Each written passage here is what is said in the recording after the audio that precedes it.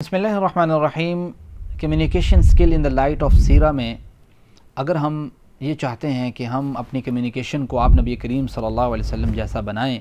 تو ہمیں ساتواں اہم پوائنٹ یہ سمجھ آتا ہے کہ گفتگو میں جتنا اختصار اور ٹھہراؤ ہوگا اتنی ہی گفتگو مؤثر بن جاتی ہے۔ اختصار کے اوپر تو یہ عربی ایک مقولہ ہے، خیر الکلامی ما قل و دل،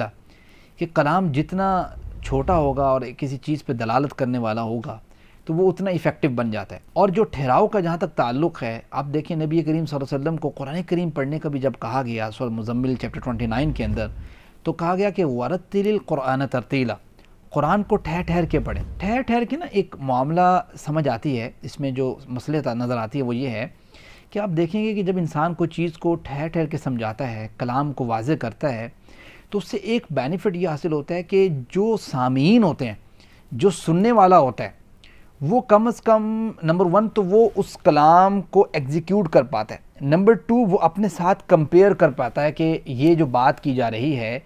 یہ بات میرے سے ریلیونٹ اگر ہے تو کس حد تک ریلیونٹ ہے، مجھ میں کون سی کمی ہے، کس چیز کو درست کیا جا سکتا ہے۔ اگر ہم بہت سپیڈ سے بولتے جائیں تو وہ ایک جذباتی گفتگو تو بن جاتی ہے، لیکن اس کلام کا اثر اس طریقے سے نہیں رہتا جس طریقے سے اثر ہونا چاہیے۔ یہی وجہ ہے کہ ایک حدیث مبارکہ ہے، بخاری کی حدیث نمبر 3374 ہے کہ لو عدہ العاد لاحصاہ، کہ آپ نبی کریم صلی اللہ علیہ وسلم کے اگر کلام کے الفاظ کو گننا چاہے نا کوئی شخص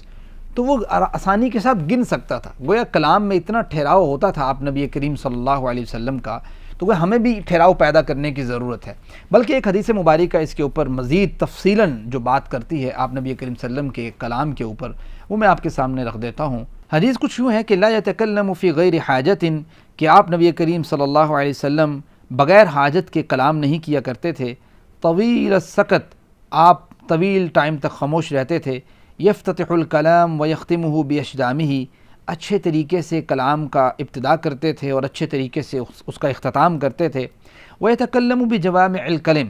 اور جوامع الکلم کے ذریعے کلام کیا کرتے تھے۔ کلامہ فصل لا فصول ولا تقصیر لیس بالحافی ولا المہین، آپ نبی کریم صلی اللہ علیہ وسلم کا کلام بالکل واضح ہوتا تھا، نہ بہت لمبا نہ بہت چھوٹا، بلکہ ایک معتدل سا کلام ہوتا تھا، اور آپ نہ سخت مزاج تھے اور نہ تذلیل کرنے والے تھے۔ تو وہ نبی کریم صلی اللہ علیہ وسلم کے کلام سے جو خوبیاں نظر آتی ہیں اس میں یہ تھوڑا پرومیننٹ خوبی یہ ہے کہ ایک تو ٹھہراؤ، اور دوسرا جتنا اختصار انسان کا ہو سکے اتنا اختصار کو اختیار کرنا، تو وہ کلام کو مؤثر بناتا ہے۔ بہت شکریہ، جزاکم اللہ خیر، السلام علیکم ورحمۃ اللہ وبرکاتہ۔